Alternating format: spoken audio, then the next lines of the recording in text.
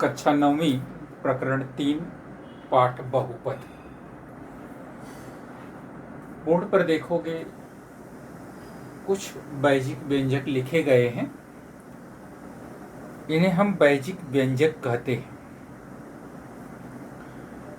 किताब में देखोगे परिभाषा दी गई है बहुपद की कि चरांक के घात यदि धन पूर्णांक या शून्य अर्थात पूर्ण संख्या अगर हो तो उन व्यंजकों को हम बहुपद कहते हैं। पूर्ण संख्या यानी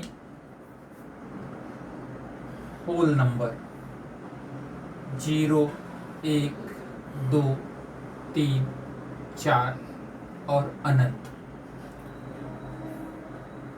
यह एक बहुपद है क्योंकि इसके तीनों घात एक पूर्ण संख्या है। यहाँ घात नहीं है, यहाँ घात 1 दिया हुआ है। दूसरा समीकरण भी एक बहुपद है क्योंकि तीनों के घात इस पूर्ण संख्या में से दिए गए हैं।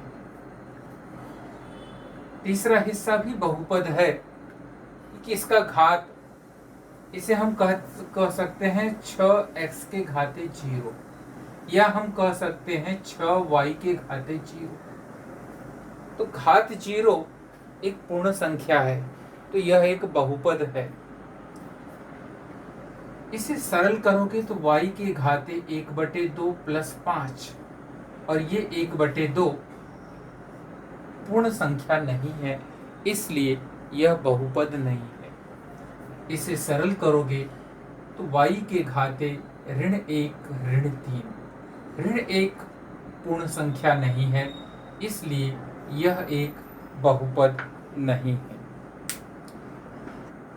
पेज नंबर 37 पर एक चार्ट दिया गया है। बहुपद का प्रकार पदों की संख्या के अनुसार। एक उदाहरण दिया है 2x और 5। इसमें एक पद है तो इसे कहते हैं एक पदी संख्या, क्योंकि प्रत्येक बहुपद में एक पद है। दूसरा है x के घाते 4 + x, m के घाते 2 - 3m। इन दोनों में दो दो पद हैं, इसे कहते हैं द्विपद। दूसरा है 1/2 y का वर्ग - 2y + 5 x के घाते 3 - करनी 3 x का वर्ग + 5x। इन दोनों में कुल 3 पद हैं, इसे हम कहते हैं त्रिपद।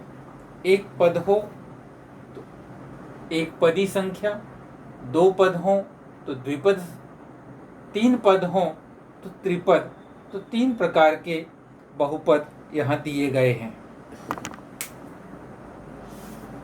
प्रश्न संग्रह 3.1 में पूछा गया है कि निम्नलिखित व्यंजक बहुपद है क्या, लिखो और स्पष्टीकरण दो।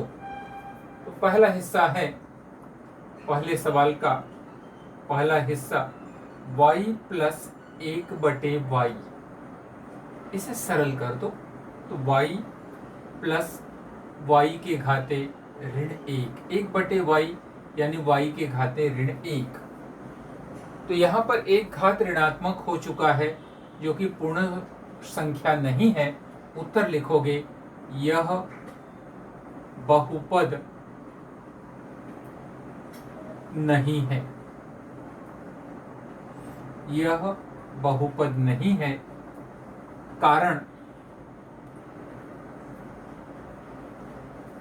कारण में लिखोगे y का घात एक पूर्ण संख्या नहीं है। y का घात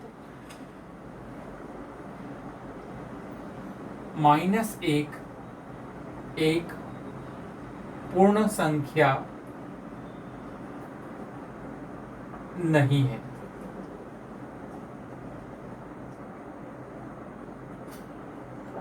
इसके बाद क्वेश्चन नंबर 2 पर आओगे। सवाल है 2 ऋण 5 करनी में यक्स। इसे सरल कर दो। x का घात बदल जाएगा, 2 ऋण 5 x के घाते 1/2। तो यह बहुपद नहीं है। कारण x का घात 1/2 एक पूर्ण संख्या नहीं है।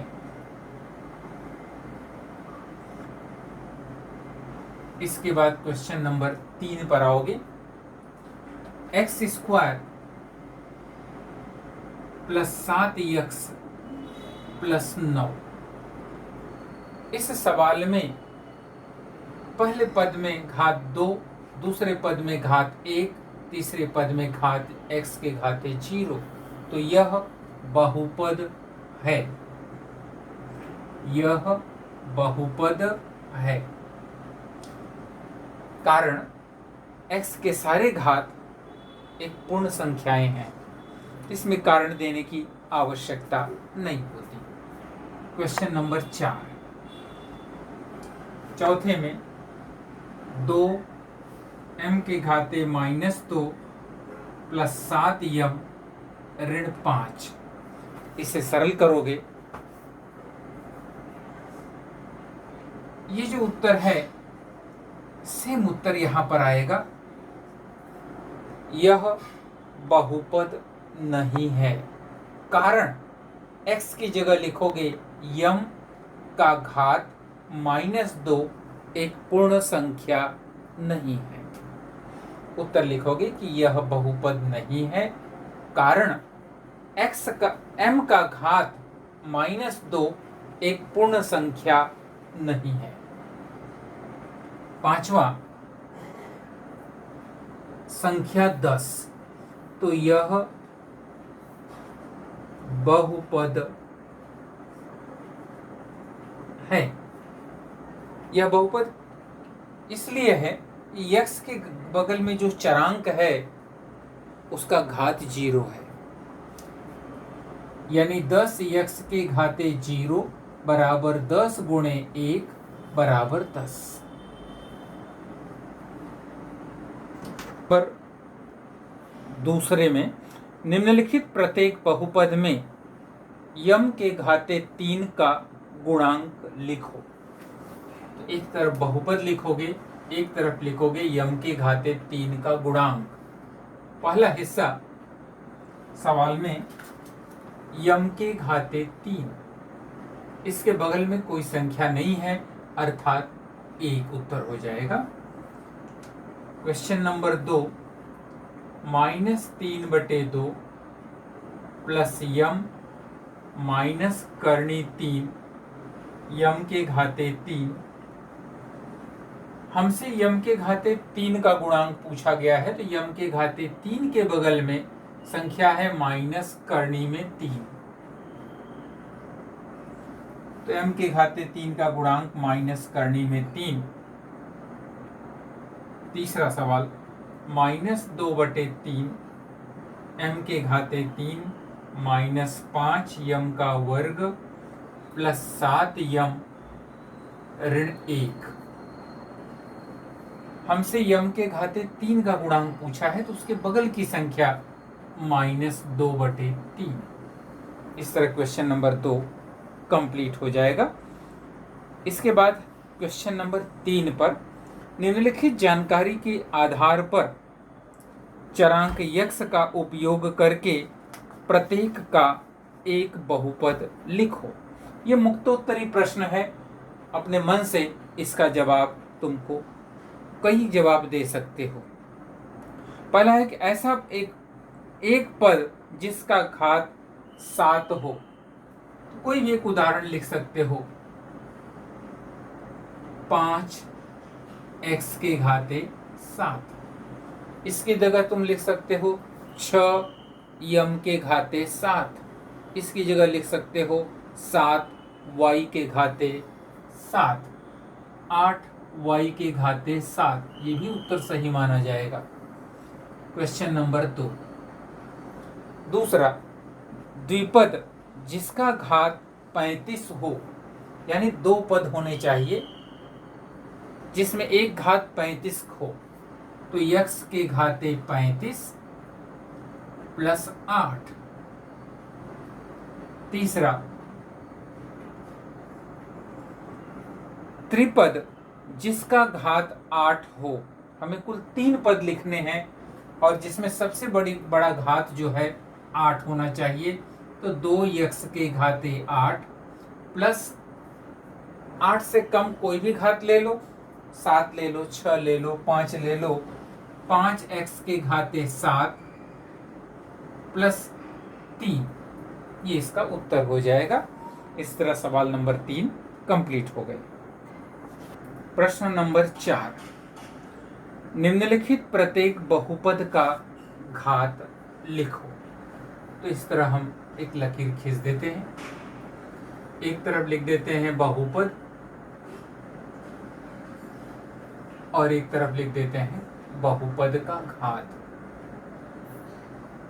बहुपद का घात। पहला सवाल है करनी 5। करनी 5 में कोई चरांक नहीं दिया है, यानी x, y, z कुछ भी होगा लेकिन उसका घात 0 होगा। तो पहले का घात 0। दूसरे में x के घाते 0 दिया हुआ है, तो बहुपद का घात 0। पहले में दिया नहीं है x, y नहीं दिया है, अंक दिया है। तीसरे में x के घाते 2, तो घात 2। चौथे में करनी 2 यम के घाते 10 ऋण 7, तो चौथे का घात 10। पांचवें में 2p माइनस करनी 7, तो पांचवें का घात p के घाते 1। छठे में 7y माइनस y के घाते 3 प्लस y के घाते 5। यहाँ y के घाते 1, यहाँ 3, यहाँ 5, सबसे बड़ा घात 5 है, तो छठे का घात हो जाएगा 5। सातवें में x, y, z, तो 1, 1, 1 कुल मिला के 3, 1, 1 कुल मिला के 2, x के घाते 0, तो सबसे बड़ा घात 3। और आठवें में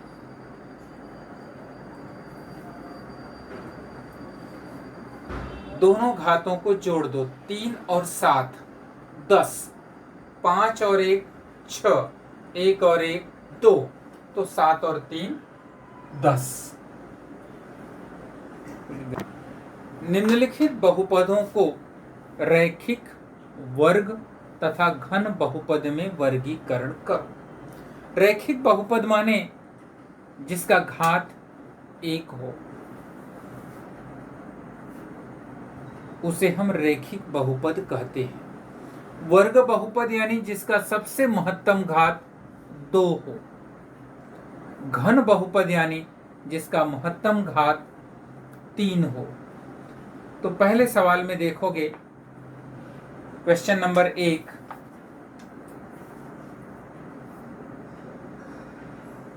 दो x का वर्ग प्लस 3x प्लस 1। इसमें सबसे बड़ा घात 2 है, तो यह वर्ग बहुपद है। यह वर्ग बहुपद है। दूसरा 5p, p के घाते केवल 1 है, यह रैखिक बहुपद है, यह रैखिक बहुपद है। तीसरे में करनी 2y -1/2, यहां पर सबसे बड़ा घात y के घाते 1 है, तो यह रैखिक बहुपद है। क्वेश्चन नंबर 4 में यम के घाते 3 प्लस 7 यम के घाते 2 प्लस 5/2 यम माइनस करनी में 7। क्वेश्चन नंबर 4 में सबसे बड़ा घात 3 है, इसलिए यह घन बहुपद है, यह घन बहुपद है। और 5वां सवाल, a का वर्ग सबसे बड़ा घात 2, तो यह वर्ग बहुपद है। और 6, 3r के घाते 3 सबसे बड़ा घात 3 है, तो यह घन बहुपद है।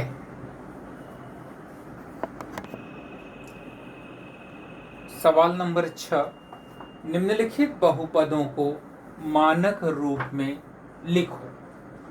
तो क्वेश्चन नोट करोगे।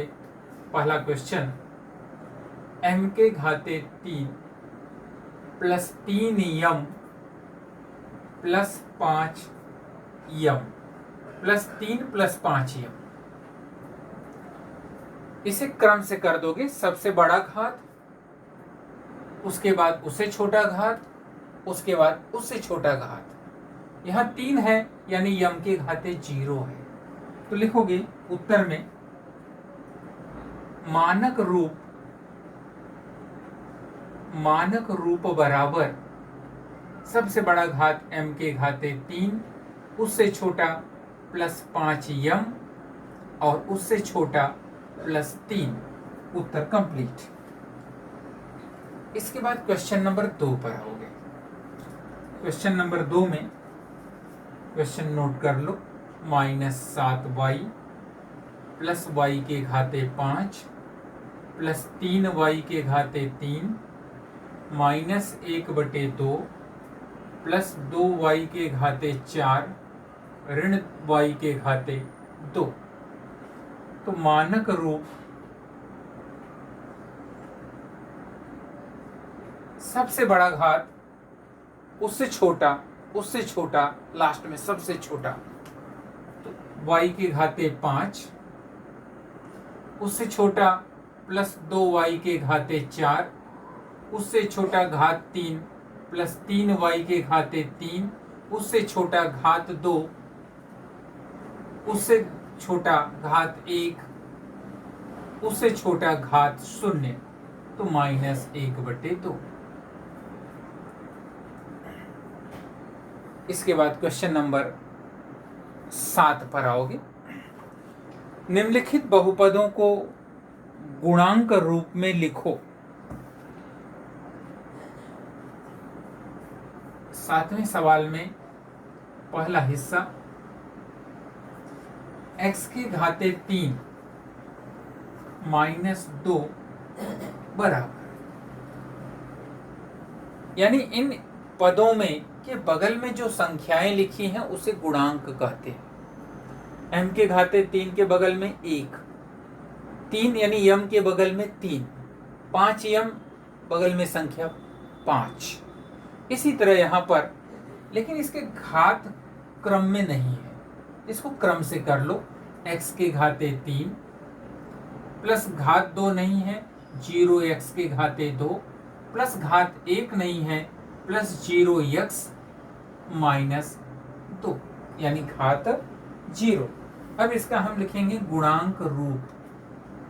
गुणांक रूप बराबर इसका गुणांक 1, इसका गुणांक 0, आगे का गुणांक 0, आगे का गुणांक -2। क्वेश्चन नंबर 2, 5y, खाली 5y लिखा हुआ है, इसे बदल लो। 5y यानी y के घाते 1 प्लस 0 नहीं दिया है घात तो 0। तो गुणांक रूप बराबर 5 और 0। इसके बाद तीसरा, 2m के घाते 4 माइनस 3m के घाते 2 प्लस 7 बराबर, इनके घातों को क्रम से कर लो। 2m के घाते 4, घात 3 नहीं है, 0m के घाते 3 घात 2 प्लस 0m प्लस 7, फिर गुणांक रूप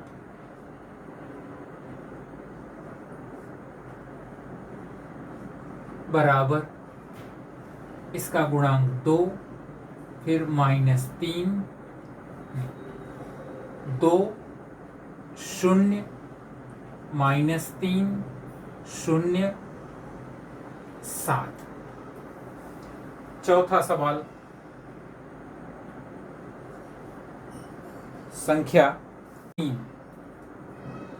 -2/3 अंक है नहीं, यानी उसके घात 0 है, यानी इससे छोटा घात लिखा नहीं जा सकता। तो गुणांक रूप बराबर -2/3। इसके साथ ही ये सवाल समाप्त हुआ। प्रश्न नंबर 8, 8वें में निम्नलिखित गुणांक रूप वाले बहुपदों को यक्ष चरांक का उपयोग करके घातांक रूप में लिखो। जो 7वां सवाल तुम लोग किए हो, बहुपद को गुणांक रूप में लिखे हो, वही चीज यहाँ पर उल्टे क्रम में दिया है कि गुणांक रूप दिया है और तुम्हें घातांक रूप में लिखना है। पहला सवाल, 8वें का पहला सवाल है 1, 2 और 3, इसका घातांक रूप बदल दो। घातांक रूप बराबर 3 पद हैं तो घात 0, घात 1, घात 2, यानी 1 यक्ष के घाते 2, 1 लिखा नहीं जाता, प्लस 2 यक्ष प्लस 3। क्वेश्चन नंबर 2, क्वेश्चन है 5, 0, 0, 3 बार 0, ऋण 1, घातांक रूप बराबर, कुल मिला के 5 पद हैं तो घात 0, घात 1, घात 2, घात 3, घात 4, यानी 5 यक्ष के घाते 4 प्लस पहला 0, 0 यक्ष के घाते 3, दूसरा 0, 0 एक्स के घाते 2, तीसरा 0, 0 एक्स के घाते 1 यानी यक्ष -1। इसमें जो 0 आए हुए हैं, इन पदों का कोई अर्थ नहीं है, उन पदों को बाद में हटा दो तो उत्तर हो जाएगा 5x के घाते 4 -1। इसके बाद आओगे क्वेश्चन नंबर 3। तीसरा क्रम जो है हम तुम्हें होमवर्क देते हैं, इसे तुम गृह कार्य में करोगे। नीचे कुछ बहुपद दिए गए हैं, उन बहुपदों को चौखट में उचित स्थान पर लिखो। यह कृति है, परीक्षा में इस तरह कृति बनानी पड़ेगी। हम बोर्ड पर कृति नहीं बनाए हुए, लेकिन परीक्षा में तुमको जैसे प्रश्न किताब में छपा है वैसे ही तुमको कॉपी पे उतारना होगा और चौखटों को भरना होगा। तो चौखटों में क्या भरा जाएगा वो हम बोर्ड पर तुमको बता देंगे। बीच में देखो लिखा है x + 7 x के घाते 3 प्लस x का वर्ग प्लस x + 5 2x का वर्ग प्लस 5x + 10 x के घाते 3 + 9 3x² + 5x। ये जितनी संख्याएं, जितने ही बहुपद दिए गए हैं, इनको इनके आधार पे भरोगे। तो जहां घात 2 होगा, सबसे बड़ा घात 2 होगा, वह होगा वर्ग बहुपद। तो वर्ग बहुपद में आएगा x का वर्ग, दूसरा है 2x का वर्ग प्लस 5x प्लस 10 और तीसरा है 3x वर्ग प्लस 5x। घन बहुपद, जिस बहुपद का सबसे बड़ा घात 3 हो उसे हम घन बहुपद कहते हैं। तो x के घाते 3 plus x² plus x plus 5 और एक पद है x के घाते 3 प्लस 9, दो बहुपद है। रेखीय बहुपद जिसमें घात 1 हो उसे हम रेखीय बहुपद कहते हैं। तो खाली एक ही बहुपद है जो रेखीय बहुपद है। द्विपद, इन्हीं में से कोई संख्याएं रिपीट भी होंगी, ध्यान दोगे। द्विपद यानी जिसमें 2 पद आते हों उसे हम द्विपद कहते हैं। तो x + 7 x के घाते 3 प्लस 9 3x² प्लस 5x। त्रिपद यानी जिसमें 3 पद हों तो 2x का वर्ग प्लस 5x प्लस 10। एक पद यानी जिसमें केवल एक पद हो तो x का वर्ग। इस तरह से यह प्रश्न संग्रह समाप्त।